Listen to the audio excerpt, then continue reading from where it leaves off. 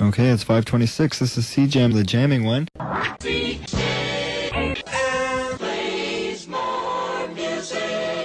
C-Jam is a non-profit campus community radio station here on the University of Windsor campus.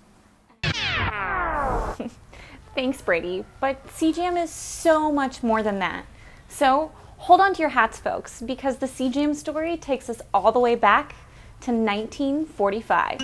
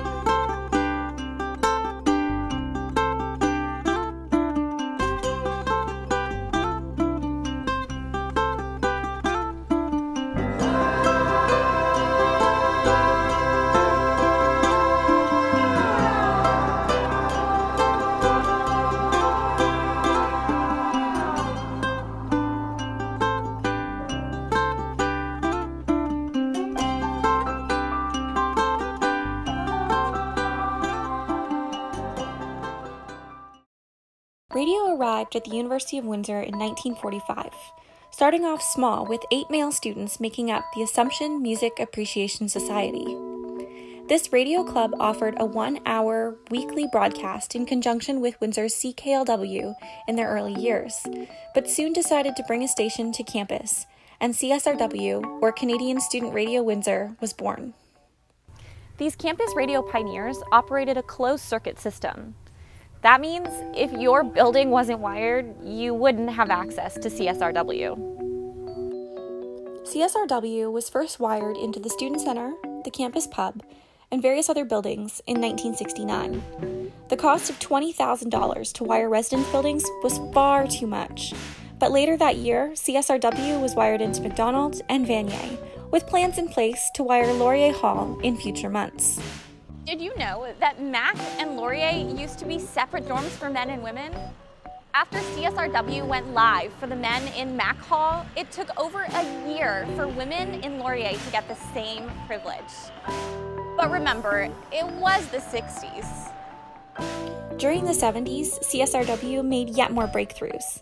The station finally attained a license in 1974 to broadcast on 660 AM at a whopping 20 watts. I buy light bulbs stronger than that. Spearheaded by station manager Mike Pilecki, CSRW ran its first summer broadcast and topped off the year on October 10th with government approval for new call letters, CJAM. First and foremost, it was a place to hang out.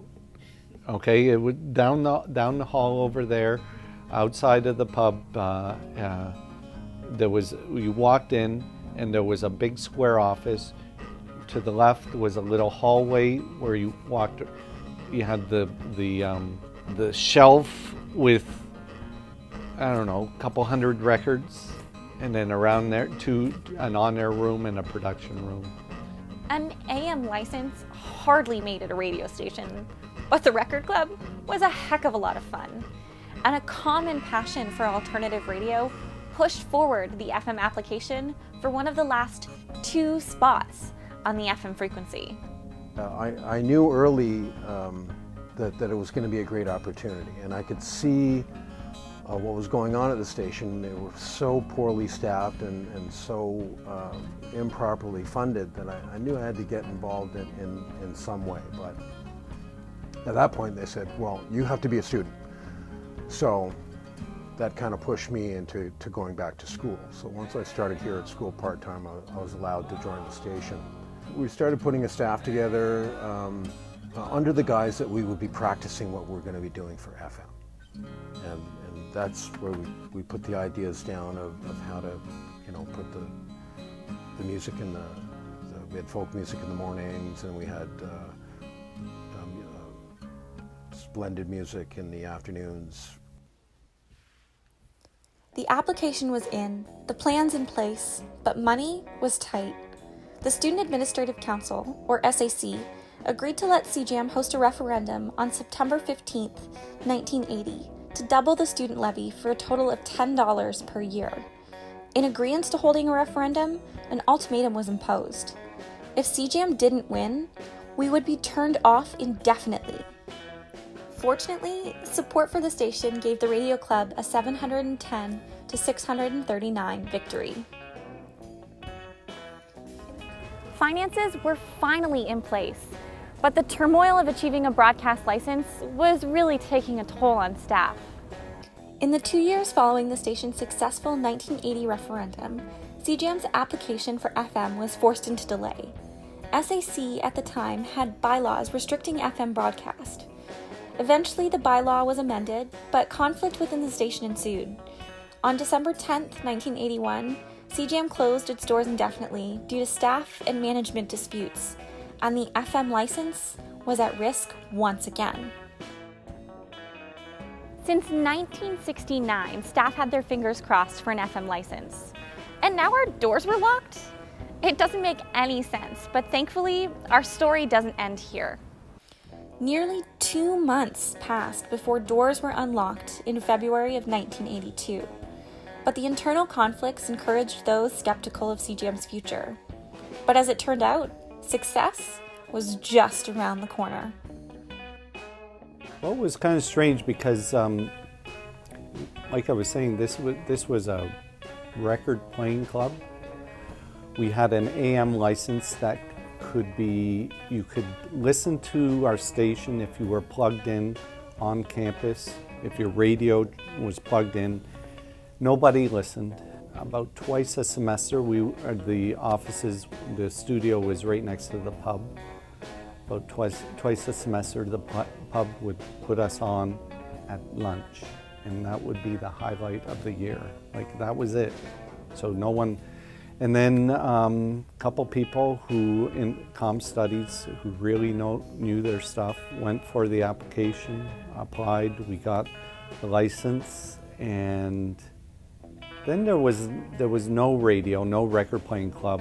There was like I think about a 6-month transition into like pointing towards that first day on the air as FM, November '83, I believe. So it was a lot of just long hours in the offices getting ready to go on the air. It was very strange actually because no one was really playing, you know, we had records playing in the office, but we just were waiting for that day to come. The wait ended on November 14th, 1983.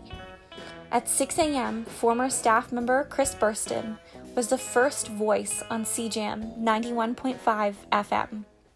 CJAM 91.5 FM, Windsor, Ontario.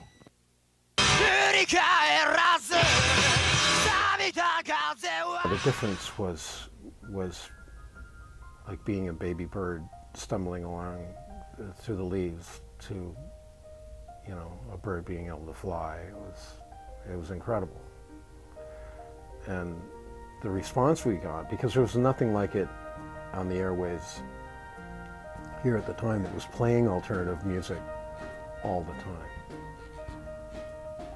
So the response we got was really good. I started out with just a heartbeat, and I let that run for a bit. And the idea behind the song, the specials, Ghost Town, came from our music director, Pat Petro, and I'm pretty sure Desmond McGrath, his assistant, had something to do with that as well.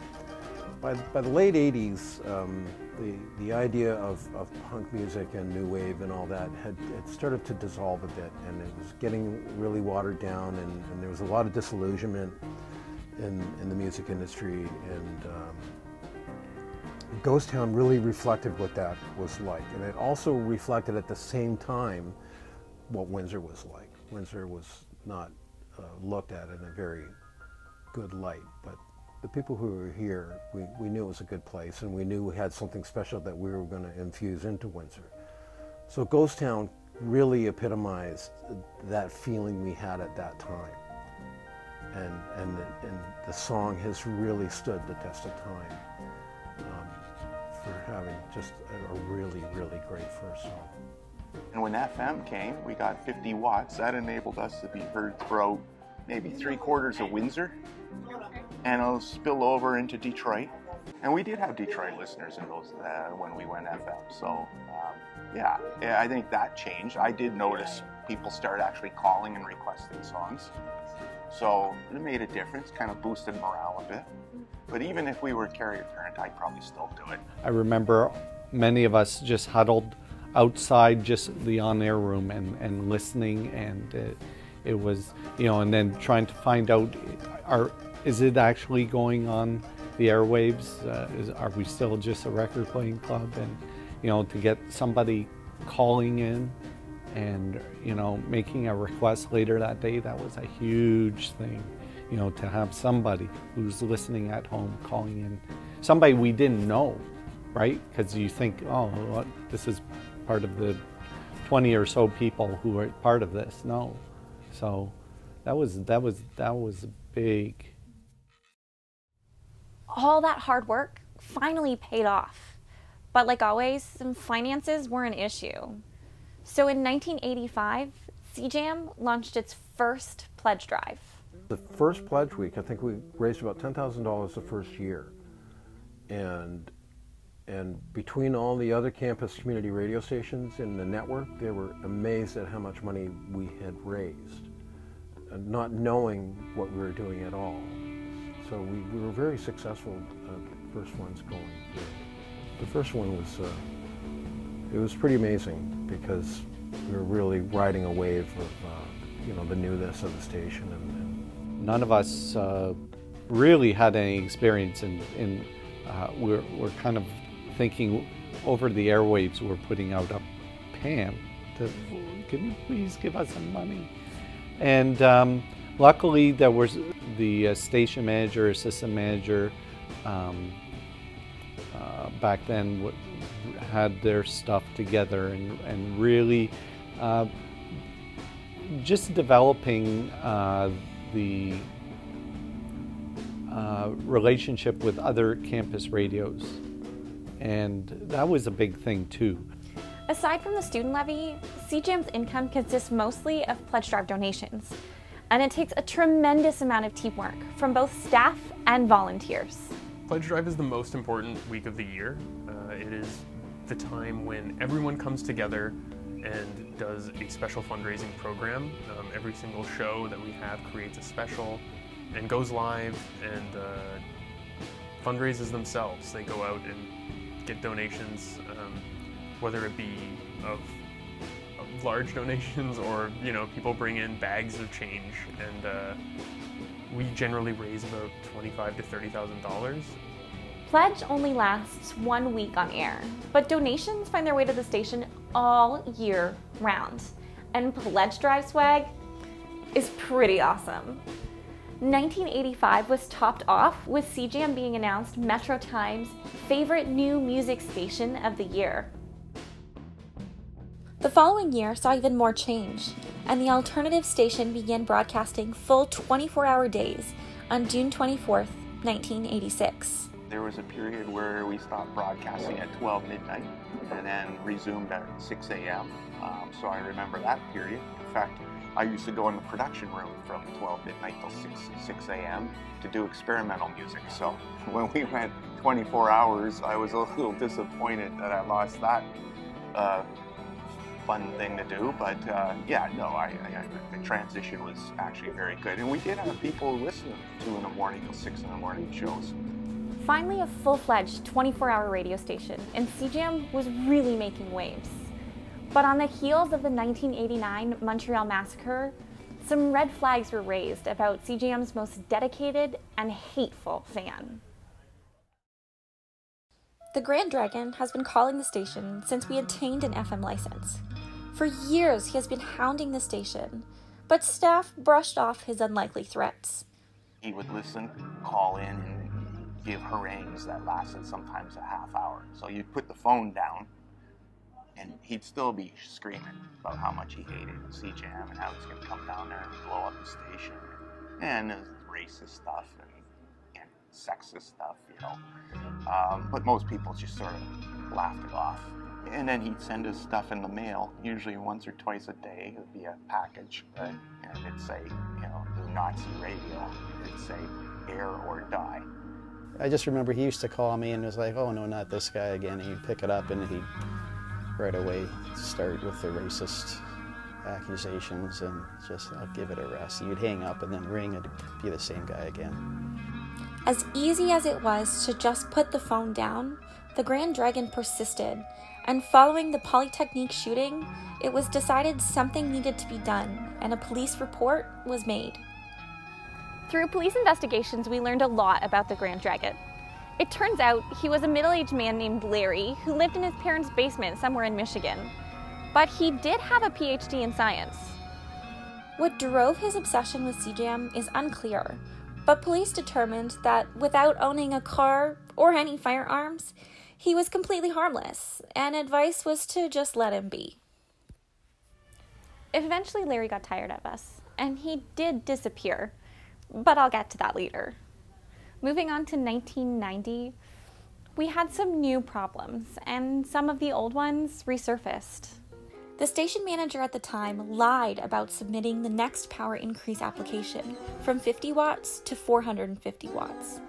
Eventually, the paperwork was found, unopened, in a filing cabinet, causing a great deal of frustration internally and a great deal of scrutiny externally. With the power increase uncertain, SAC vetoed funding once again, and plans to boost the signal were put on hold. Probably for the best, since CJAM was moving to a tin can during student renovations anyways. And they set up to a large trailer in the quad area in front of the library, and they moved all the equipment in there, and we broadcasted from there for about a year. And we were in a 60-foot trailer during that time, and I had to coordinate the move. And it was a little stressful. It was kind of fun. I missed the trailer though. It was a little cozy. In a sense, it kind of made the station more prominent on the campus. We were there in the quad. You couldn't miss us. You know, people wander around this campus 5-6 years and don't even know CJAM exists. But while that trailer was out there, I think everyone knew that CJAM existed. Now that was a problem. We didn't have much space, and the trailer wasn't very secure. So in fact, the entire CD library was stolen one night. In September of 1993, the Student Center renovations were finally complete, and CJAM moved to the space it has now.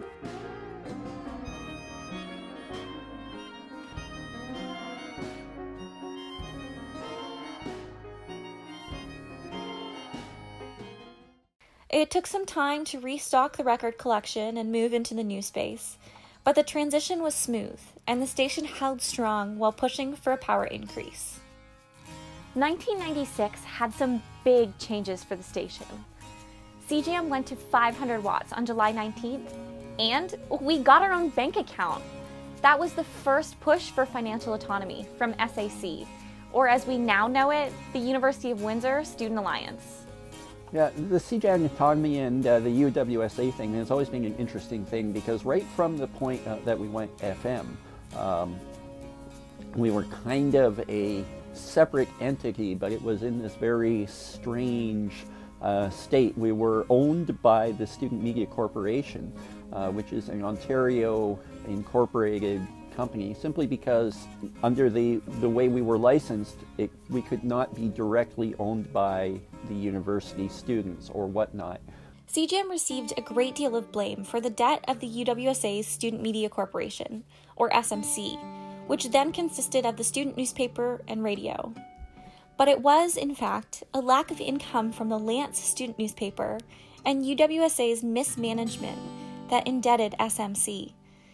In 1998, the UWSA had overpaid the Student Media Corporation by over $300,000, an error only uncovered when CJAM required funds to restructure its staff.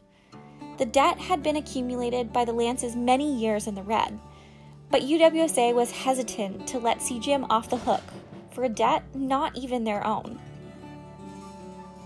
UWSA made life difficult. The license was held through the university, and not through UWSA, but UWSA, of course, has controlled the building forever. And they tried to control the station as well, in various ways.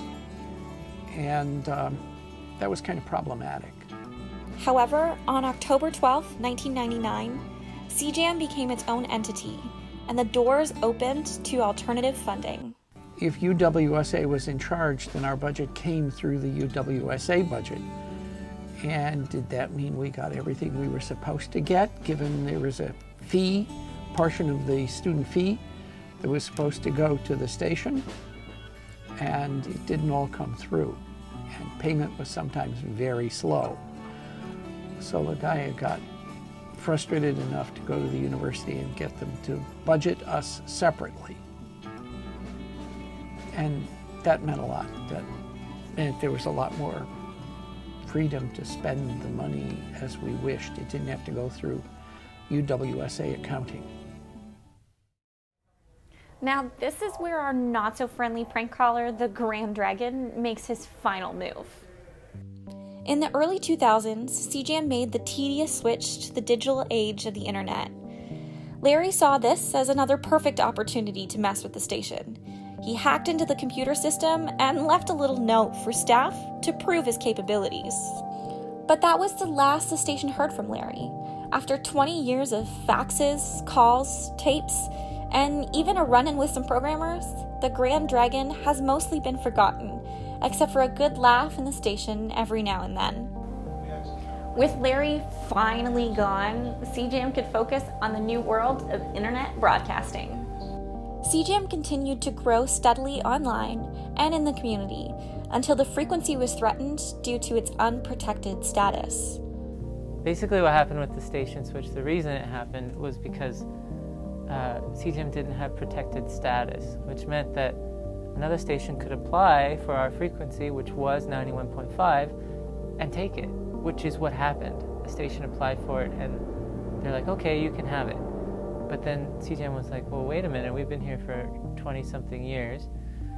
So the staff at the time, Adam Fox was the station manager, he kind of worked with the staff and a whole bunch of different people to get a new frequency, and so it was protected, and that was 99.1. So now they're protected status, and if someone wants the station, well, sorry, you can't have it. What it was also, I think, was like a really great unifier for the station, because it really kind of cemented us within the community and got everyone really kind of working together in a way that I don't think they had before. And I think the fact that, you know, that CJAM was, you know, not necessarily in jeopardy, but there was a perceived sense of jeopardy that CJAM could potentially be in, really kind of woke up a lot of people within the organization and throughout the community to the value that CJAM holds. And I think those were, you know, kind of the first years where CJAM really was starting to take itself more seriously. It was an exciting time because we were typically, as a college radio station, to the left of the dial on a frequency few people get to, and we were thrust right into the middle of the dial at 99.1. And that was exciting because it gives the opportunity for people who do move their dial away from the preset stations. They would come across us between some of the major players and just might hear something. They go, wow, what's going on in Windsor? That's some pretty cool stuff. Well, it was, you know, again, something incredibly stressful and, you know, outside of my wheel well in terms of technical issues. But I remember when I was, I had done the interview for the program director's job, and we had to move over to 99.1 as a Christian radio conglomerate in America had coveted our spot. We did not have protected status where we are, and so there was a power outage. We lost a lot of power when we moved over, and I remember being a little discouraged on the way in and the way home to Toronto from the interview, just driving down the 401 and how much power we had lost. And, you know, I said during the interview, you know, if I get in there in this position, I'm going to do something about it. And, you know, certainly I had a great host of people helping me. With 99.1 FM also came protected status, and CJAM's frequency was no longer up for grabs. This is not a test of the emergency broadcast system. This is the real thing. You're tuned to CJAM 99.1 FM in Windsor and Detroit. Our campus radio station was approved for another power increase in 2014, capping its power at 2,084 watts. The power increase party that we had here when CJAM officially switched over to 2,084 watts from 500 was a lot of fun. There was a lot of different people in the station at the same time, and that was also extremely stressful because during that period you had to put out a public service announcement reminder saying we were testing the signal, and it had to be played every 15 minutes. So we had to get everyone to play it every 15 minutes, and on top of that, I had to go through all of the overnight playlists and edit it in every 15 minutes. But the idea of going from 500 watts to 2,084 was just so positive and so exciting that I didn't really care. It was important because I felt we were losing ground, having been reduced. I know we were losing ground. And so to bring it back up to the level that it was and beyond was just something huge. CJAM had reached a new high, holding a significant spot in the community and allowing previous station manager Vern Smith to turn a passion into a good cause. I'm a lifelong Clash fan and probably made far too many life decisions based on the words of Joe Strummer.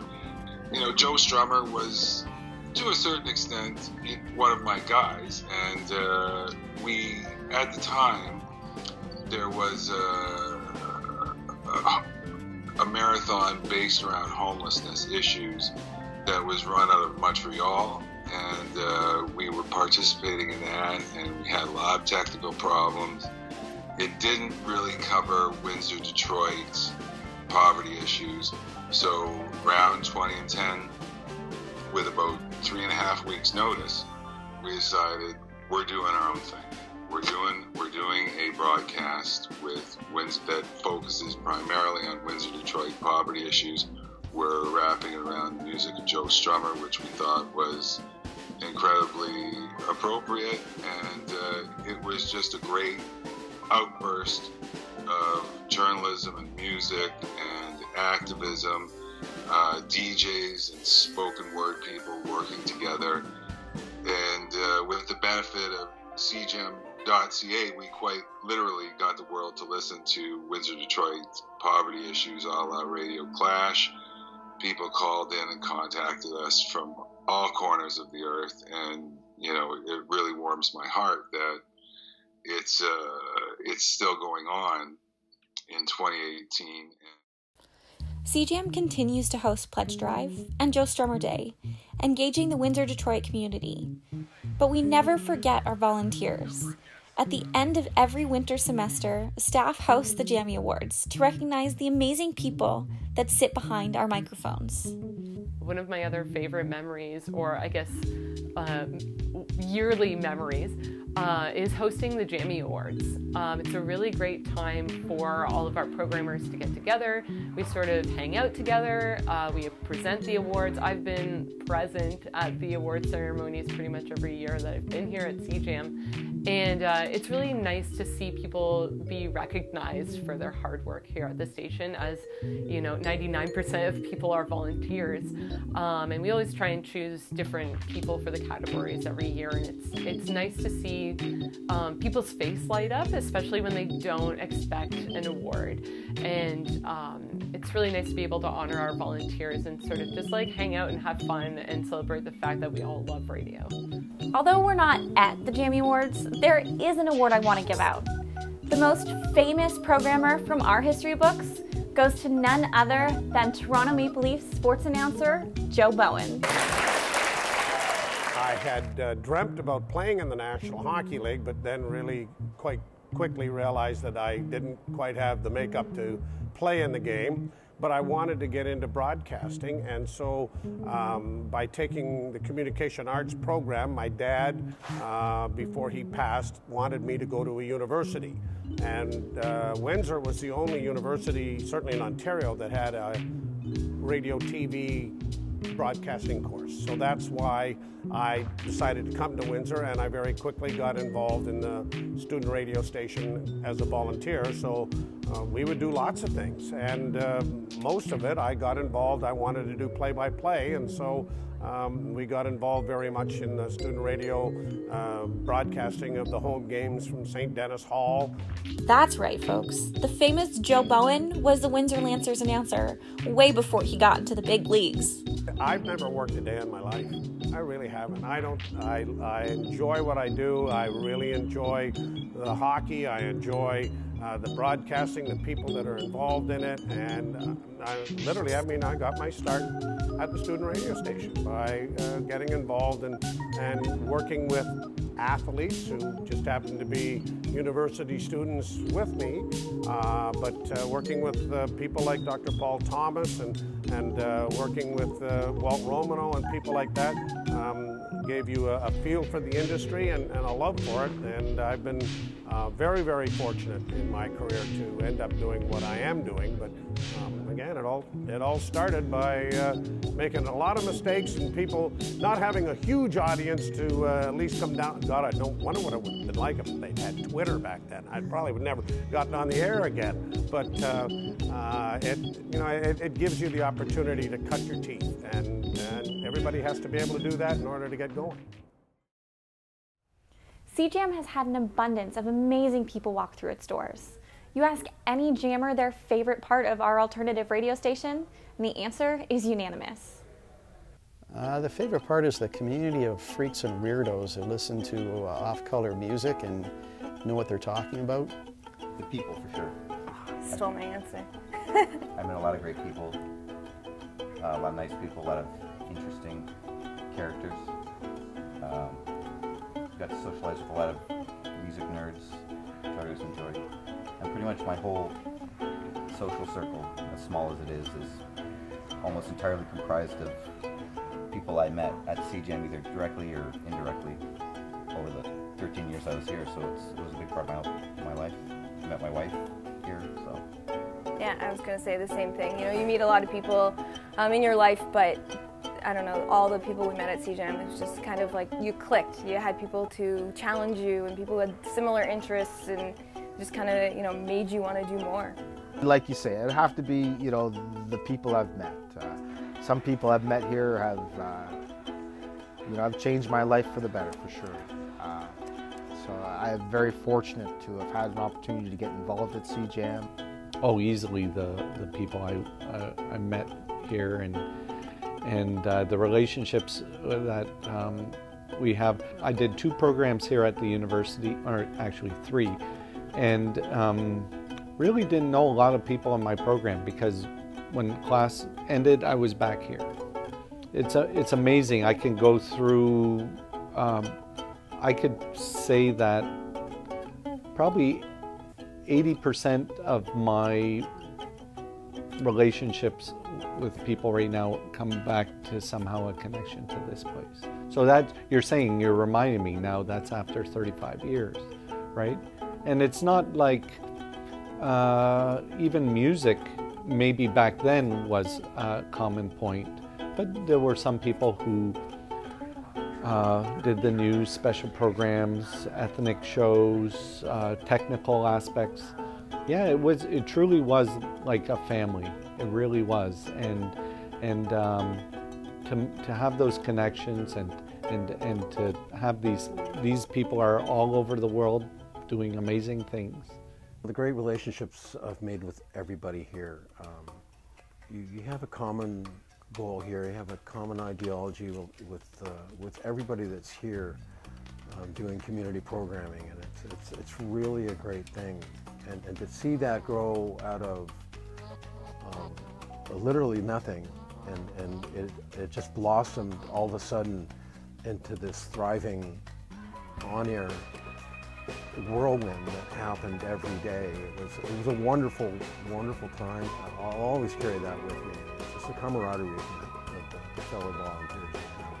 It's really a great thing. I don't know, I think probably the favorite part is that I've just met a lot of people here. A lot of people I might have not otherwise have met. You know, a lot of contacts, a lot of interesting people, and you know, it really people that are just passionate about, you know, the shows they do or the music they play or the, you know, and again, it doesn't matter whether or not you know, whether or not there is a huge mass appeal. I think my favorite part of the campus community radio is really the people that are involved with it. It's almost impossible to run into someone that you walk away with a negative experience. I think the biggest takeaway is being able to work with so many different kinds of people. It's really been a pleasure, not just working here, but also volunteering here and getting to meet and, you know, kind of hang out with all of these people that really have one thing in common, which is a love of music or a love of a topic. I've learned so much just from the different people that I've met over the years, and it's been really cool to be able to communicate with different types of people, whether they are older than I am, younger than I am, speak a different language. You know, being able to communicate through music or through a love of a certain topic is really cool. It's just all the friends and connections that you make with the other volunteers and programmers, as well as the music community at large, whether it's on a local or provincial or national or international level. I've been able to connect with meeting new people and finding out about new music, but then also being able to connect with artists that I have respected for so many years. So yeah, that's probably the biggest takeaway, is being able to connect with not only the people here at the station, but the music community throughout the world. My favorite part has always been seeing new people come in and host programs, and that excitement that they get when they do a really good show, or they get that first call from someone telling them they really enjoy the music, or just when they get to bring a band to someone's attention, and being able to be the person that says that was a great show or you did a fantastic job has meant a lot to me. The people who brought in the music that I'd never heard before, and, you know, every single day having the radio on and hearing something I never heard before, and, you know, something that really kicked me in the gut. And, you know, to this day, I miss having that, and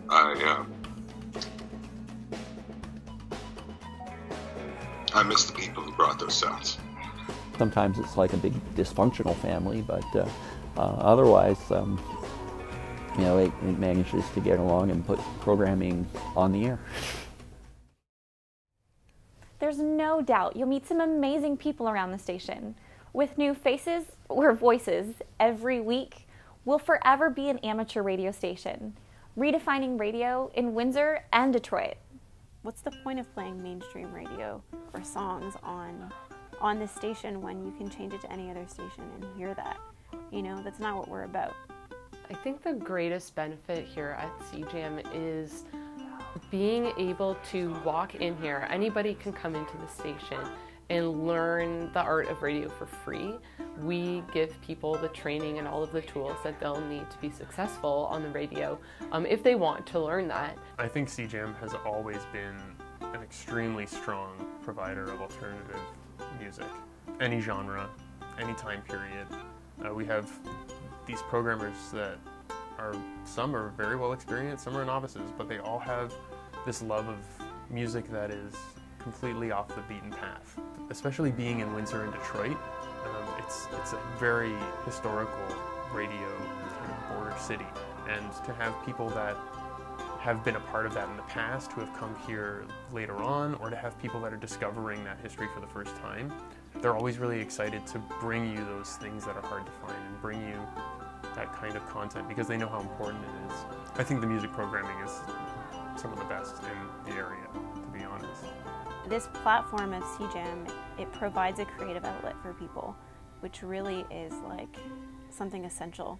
You know, part of living and breathing is having a way to, you know, put your energy into something that is challenging you and helping you learn and grow. You know, it's really a community resource as what it's meant to be. It's not meant to try and be a, you know, something that, you know, millions or thousands of people will listen to. It's not aiming for that type of market, and you know, it really shouldn't. It's the kind of thing where, you know, as a university station, you can, you know, tune in and hear about academic subjects that most of the time would be very boring to listen to elsewhere. But you know, you might hear about it on CJAM, and it might pique your interest or whatever.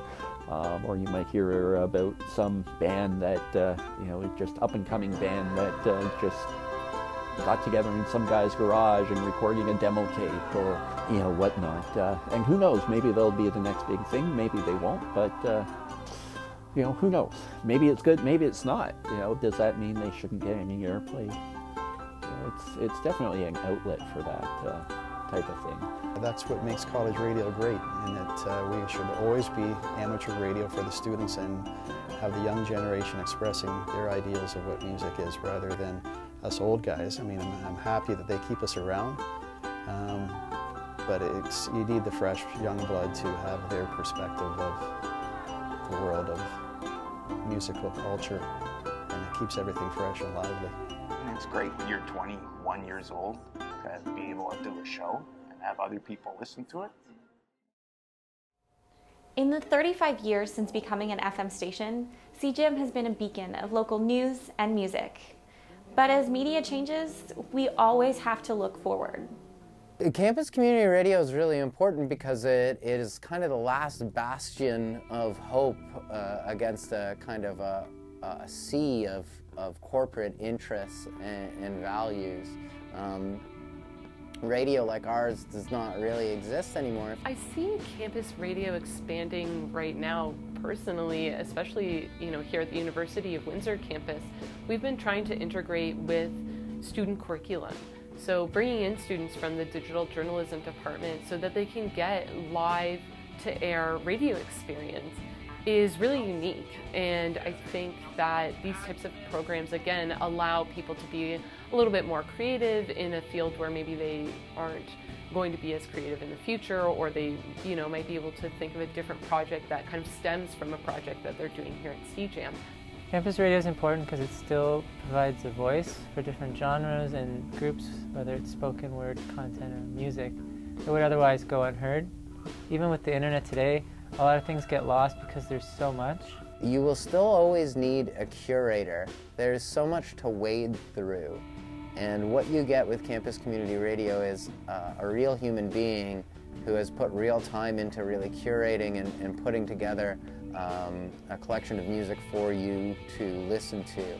There are these people who are extremely passionate about music and the spoken word programming as well, that are going to help you wade through this sea of music and information and kind of point you in the direction of some of the best, you know, stuff that's out there, or expose you to something that is underground, something that is kind of hidden from society in any sort of major way, you know, that you wouldn't really be able to access otherwise. So I mean, it's really the passion of the volunteers and the programmers at campus community radio stations that I think will propel them into the future. I think the fact that you can still touch a button and its radio is on, or like, you know, tuned to a dial, it's still there. Radio still to me just seems so real, and I think it will always have a place compared to internet and satellite radio. I don't think they can compete at the end of the day. And play-by-play in sports and in radio, I think that it's a very important aspect of it because, again, People are very transient. They're moving around. They're going places. And in the Toronto area, they've got hockey families that are taking kids to hockey games. What are you going to do on the way home? Well, let's listen to the Leaf game for a while until we get home, and maybe we'll watch it on TV afterward. More and more stations started to spring up to the point where most campuses around the country have a AM or FM or a radio club in them, because it's been viewed as really an important foundation to have for students to come to participate. Brady, Carly, and Jen, who are excellent, and I have complete and utter confidence in to carry CGM on to the next level. I feel like I've heard people say to me before that radio is dead, which is not, I think that's a very extreme statement. Campus radio isn't going anywhere. For more than 70 years, radio has been on the University of Windsor campus. And on November 14, 2018, CJAM is celebrating 35 years on an FM frequency. 35 years, I'm glad I'm sitting down, because it certainly doesn't feel like that to me, but wow, that's something. There's some programs that have been here for like 35 years, which is just incredible that, you know, you have a place where you can come, you can be a part of a community, you can share what you love with your community, and you're standing for something. You're like, you know, you're making a community better by sharing your passion. Before I started at CJAM, I don't think I really had any sort of direction. I was still in university. I was in the communications program doing film and documentary type stuff like this. And I really do enjoy film, but there is just something about being live on the radio that it's like nothing else. Well, it was a great 12 years. I mean, I haven't really continued into campus radio here in Toronto, but I looked fondly at the 12 years I was at CJAM. It was like, it made university much more enjoyable. I learned a lot, and yeah, it was a very positive experience. This was the best job in Windsor, hands down. Like, this is like the most fun thing that you could do. It was awesome. I loved it. I was paid peanuts to work 40 hours a week, but I was probably here 60 hours a week. And you know, you woke up every morning wanting to go to work, and it was a drag when you had to go home. It was an amazing job. There's no doubt about it. CJAM is way more than just a campus community radio station. Smashing all preconceived notions, redefining radio, and reaching higher ground in Windsor and Detroit, we are CJAM 99.1 FM. There's no other place like it. And I'll tell you one thing, it is the best damn music station in the entire country.